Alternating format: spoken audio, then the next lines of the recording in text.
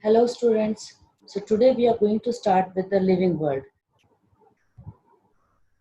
Now see, first question is asked, what is living? So we will make certain criteria for the living. First we will make growth as a criteria, then reproduction,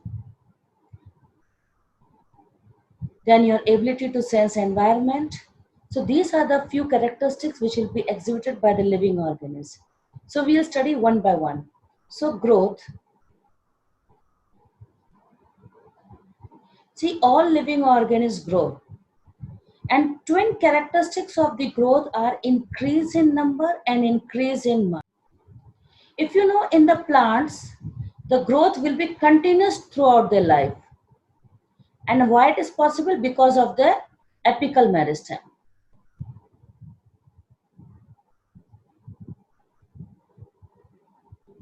But in animals, you will be finding the growth is occurring up to a certain ages only.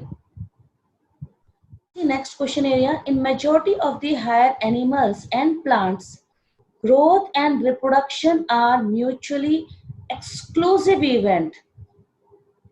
If you are focusing this line, please try to understand it is inclusive event for the lower organisms and plants. It is inclusive events for lower organisms like the member of monerans and protistans.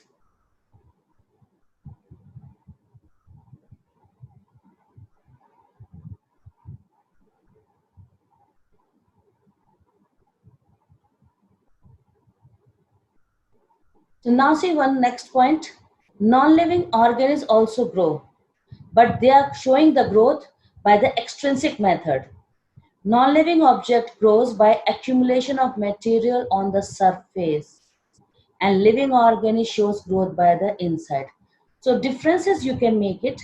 Living organism shows intrinsic growth and non-living shows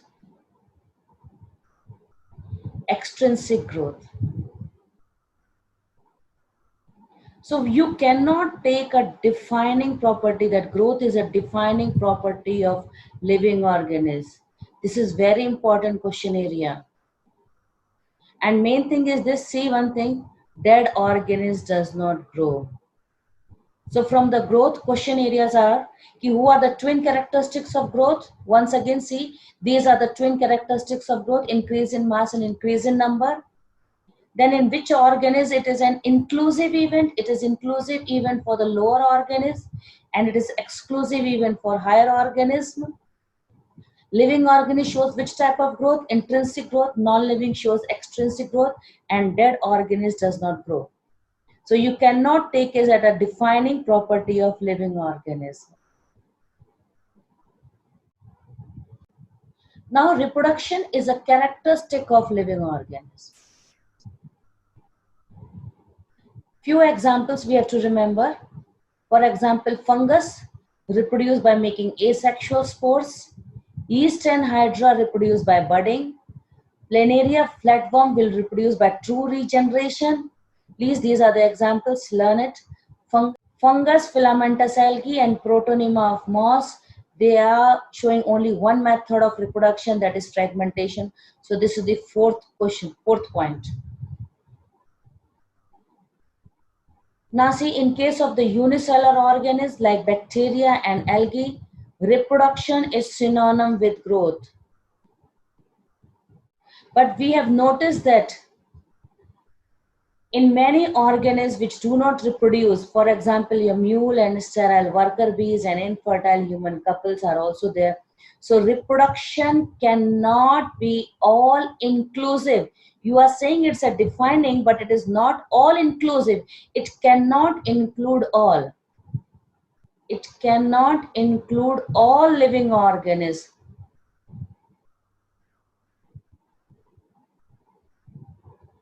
Please, this word is important. So it cannot be all inclusive defining characteristic of living organism. Though it is true that non-living cannot grow. So till now in these two criteria, we have understood that growth is shown by both living as well as non-living. And reproduction is a phenomenon which is shown only by living, but few living organisms does not do the reproduction. So now we are developing another criteria, and another characteristics of life is metabolism. Now metabolism means it is total of anabolism plus catabolism. It is sum total of anabolism plus catabolism. Name is indicating catabolism means cut. So it is breakdown. It is catabolism means you are breaking down the big pieces into small pieces. So anabolism means synthesis is going on. Now see, whether lower organisms or higher organisms or plants, animal, fungus, microbes, all will show metabolism. And metabolism is nothing. Sum total of all the chemical reaction occurring in our body is known as metabolism. No living object can show metabolism. Now main thing is, now see here, we say metabolism is a defining feature of all living organisms without exception, but isolated metabolic reaction which is occurring outside is, though it is not a living organism, but it is living reaction. Again, it is a very important question area. In vitro metabolic reaction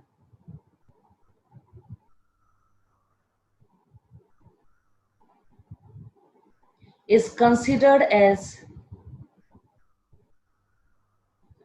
living reaction, but it is not living organism. So for metabolism, cell organization is required.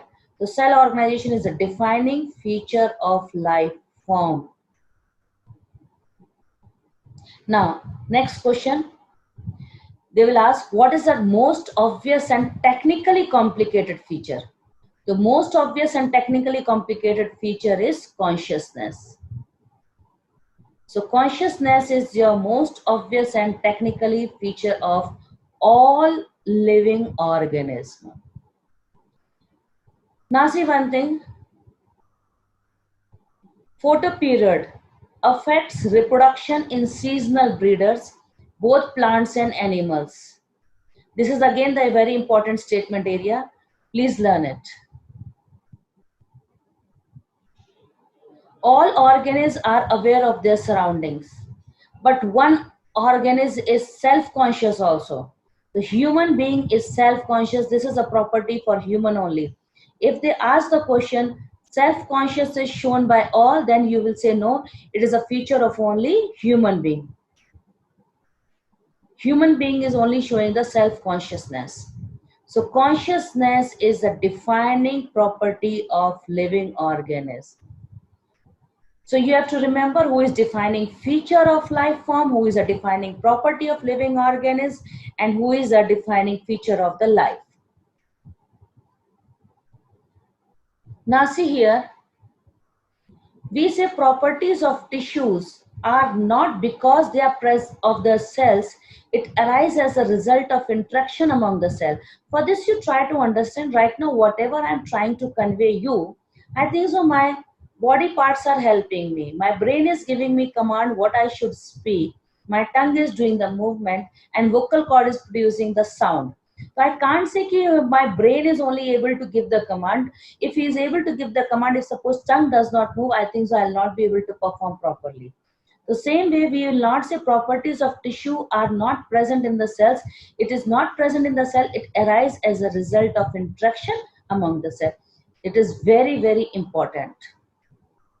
So properties of cell organelles, same way it is not present in the molecular constituent, but it is arise as a result of interaction among the cells of the molecular components among the organelles. Just like we say that cell is able to work because its molecules are working. And tissue is able to work because the cell is able to work. And organ is able to work because tissues are able to work. And organ system is able to work because organs are working. And systems are making the organism perform. So I will not say it is a property of any organ system, but it is actually arising because of the result of interaction among the different organs which are present. So this line is very important as a result for the statement based questions. Now this phenomena is true in the hierarchy of organization also at all levels. Therefore, we can say living organism is self-replicating.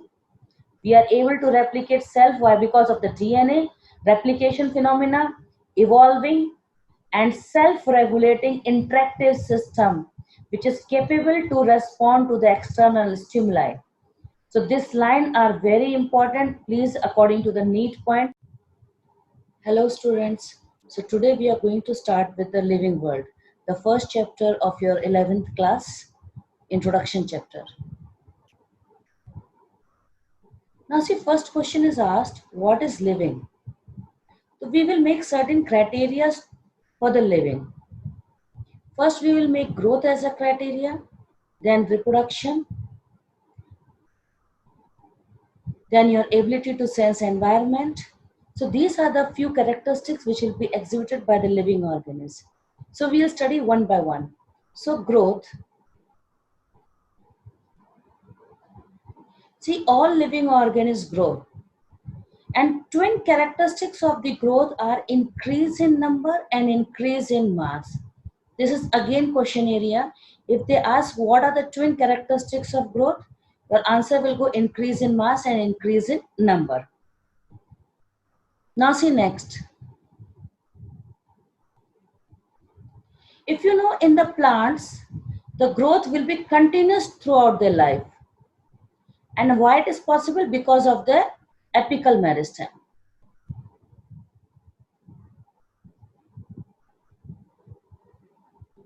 But in animals, you will be finding the growth is occurring up to a certain ages only. Now, in case of the, now see next question area, in majority of the higher animals and plants, growth and reproduction are mutually exclusive event. If you are focusing this line, please try to understand it is inclusive event for the lower organisms and plants. It is inclusive events for lower organisms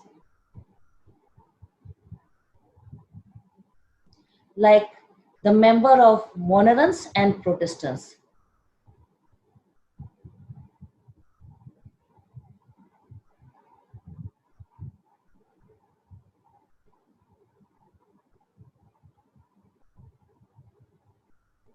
So now see one next point. Non-living organisms also grow, but they are showing the growth by the extrinsic method. Non-living object grows by accumulation of material on the surface, and living organism shows growth by the inside. So differences you can make it. Living organism shows intrinsic growth, and non-living shows extrinsic growth. So you cannot take a defining property that growth is a defining property of living organism. This is very important question area. And main thing is this, see one thing, dead organism does not grow. So from the growth question areas are, who are the twin characteristics of growth? Once again see, these are the twin characteristics of growth, increase in mass and increase in number. Then in which organism it is an inclusive event? It is inclusive event for the lower organism and it is exclusive event for higher organism. Living organism shows which type of growth? Intrinsic growth. Non-living shows extrinsic growth, and dead organism does not grow. So you cannot take it as a defining property of living organism.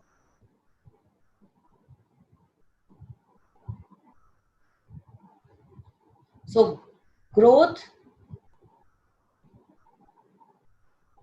cannot be taken as a defining property of living organism. Now see next, reproduction.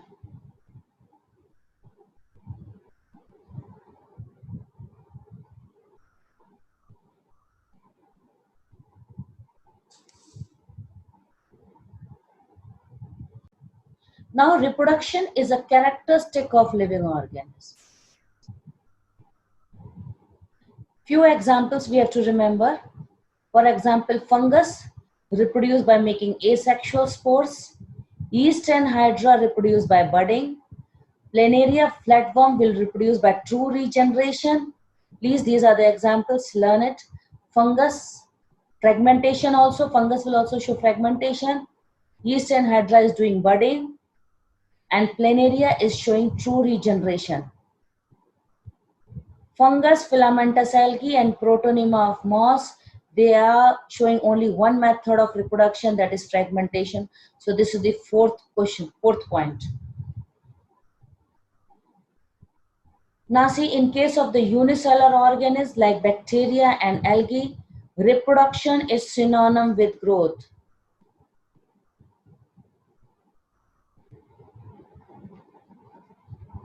But we have noticed that in many organisms which do not reproduce, for example, a mule and sterile worker bees and infertile human couples are also there.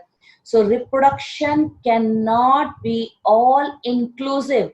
You are saying it's a defining, but it is not all inclusive. It cannot include all.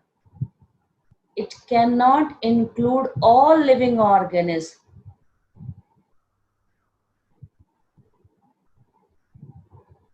Please, this word is important. So it cannot be all inclusive defining characteristic of living organisms. Though it is true that non-living cannot grow.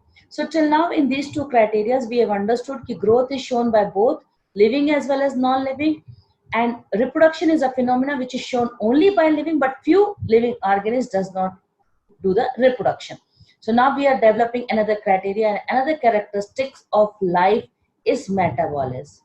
Now metabolism means it is total of anabolism plus catabolism. It is sum total of anabolism plus catabolism. Name is indicating catabolism means cut. So it is breakdown. It is catabolism means you are breaking down the big pieces into small pieces. So anabolism means synthesis is going on.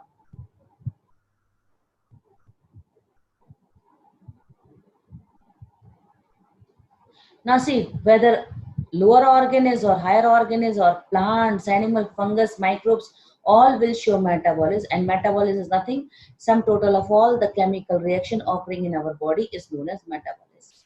No living object can show metabolism.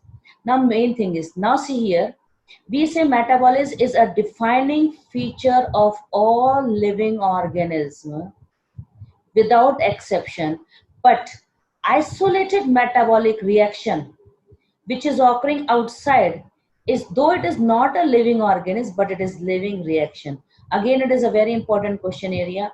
In vitro metabolic reaction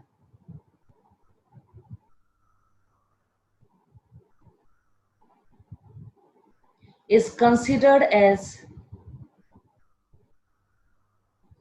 living reaction, but it is not living organism. So for metabolism, cell organization is required. So cell organization is a defining feature of life form. Now, next question.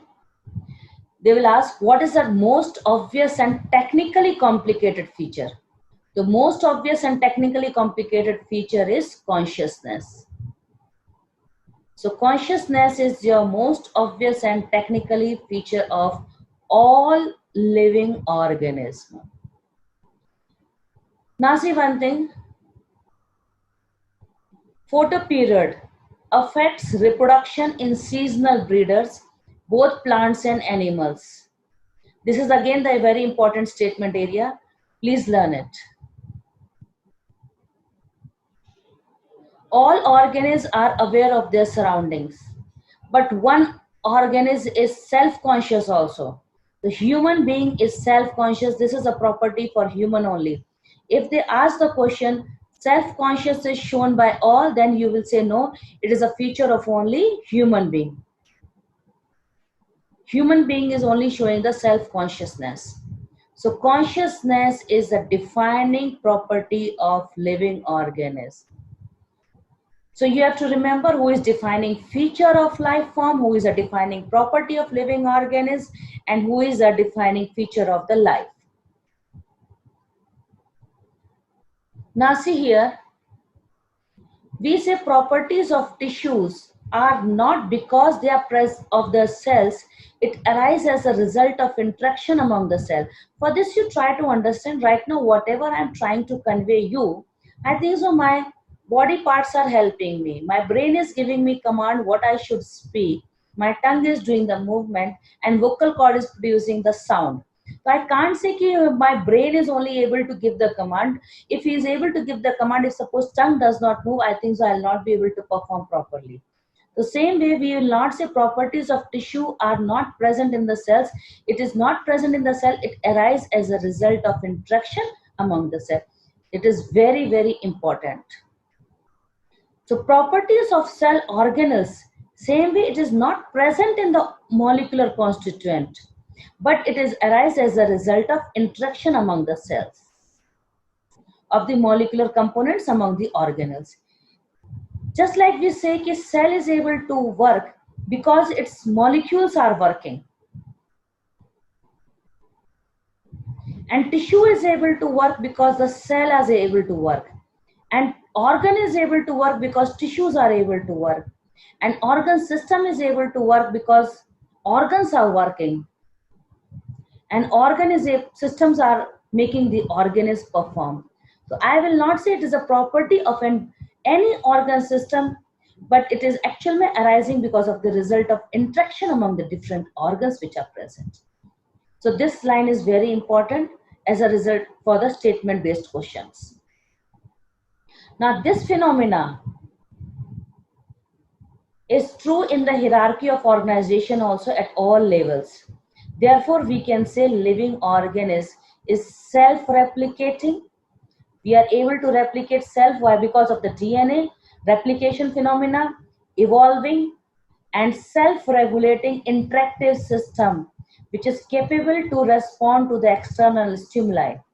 So this line are very important. Please, according to the need point, learn it carefully.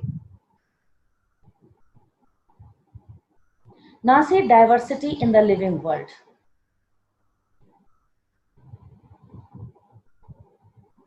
If you liked it, please give it a thumbs up and subscribe to my YouTube channel.